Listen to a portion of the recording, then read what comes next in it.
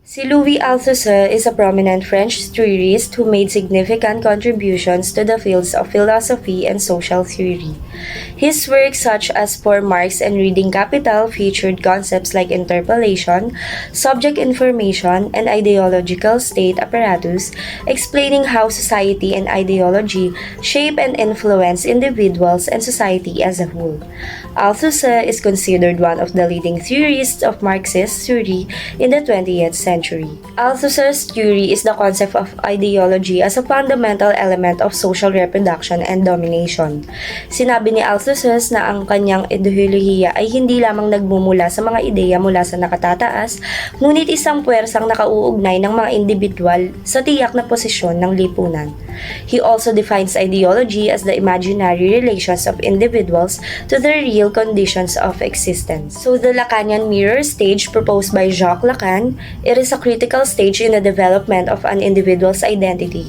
It is when a child first sees the reflection in the mirror and begins to understand themselves as separate individuals from others.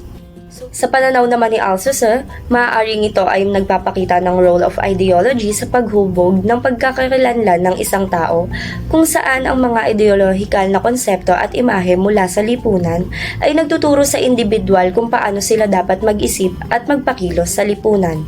Ang mirror stage ay maaaring kumakatawan sa proseso sa pagtanggap ng isang individual sa kanilang lugar at sa papel ng lipunan, na kinakailangan upang maisakatuparan ang ideolohiya ng lipunan sa kanilang kamalayan at pagkilos. Si Althusser, isang teoristang Marxist, ay nagbigay diin sa konsepto ng interpellation at subject formation.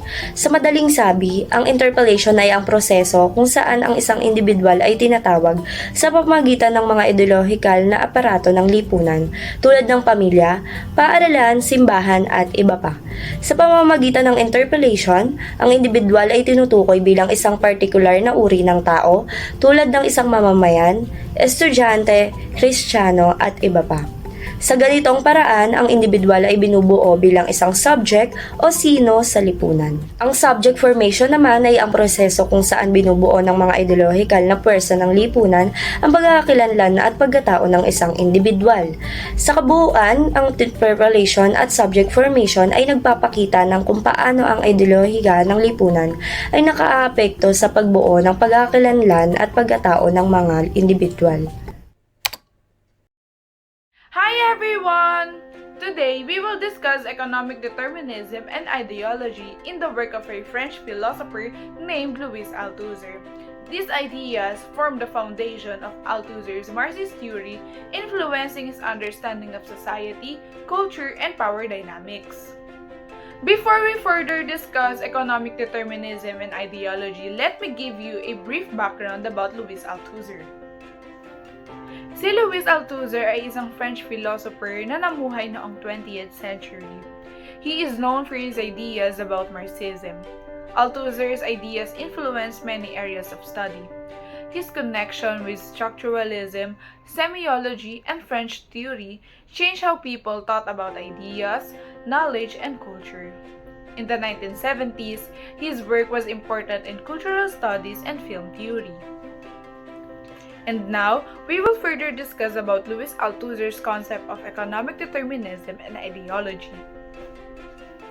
Louis Althusser's concept of economic determinism asserts that the economy plays a fundamental role in shaping society.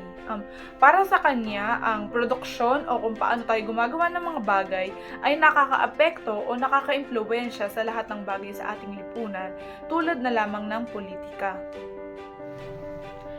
Economic determinism influences politics because it affects how governments make decisions based on money matters.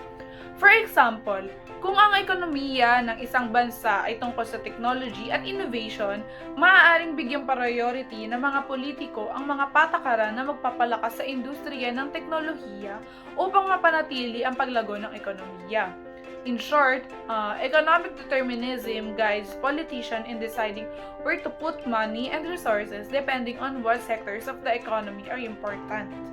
On the other hand, Louis Althusser's concept of ideology refers to people's views and perception that might be influenced by economic factors. It's in how society is organized and who has power. Ideology keeps certain ideas and norms in place in society. Ideology is like a set of beliefs, ideas, and values that shapes how we see the world. A basic example for this is religion. Isang religion sa may pinakamalaking impluensya sa kung ano ang ginagawa at pinaniniwalaan ng isang tao. For instance, in Christianity, believers are taught about concepts such as the existence of a higher power, which is the Lord God, the afterlife, and the moral guidelines for living a righteous life. These ideas and beliefs shapes how Christians perceive the world, interpret events, and navigate their relationship with other people. In conclusion, economic determinism focuses on the material base of society, the way goods and services are produced, distributed, and exchanged. It argues that this economic system is the primary driving force shaping all other aspects of society. On the other hand, ideology focuses on sets of ideas and beliefs that people use to understand the world and their place in it. Ideologies can be about politics, religion, and social structures. Sana ay may natutunan kayo tungkol sa aking pagtatalakay tungkol sa economic determinism at ideology. Maraming salamat sa pakikinig. Paalam!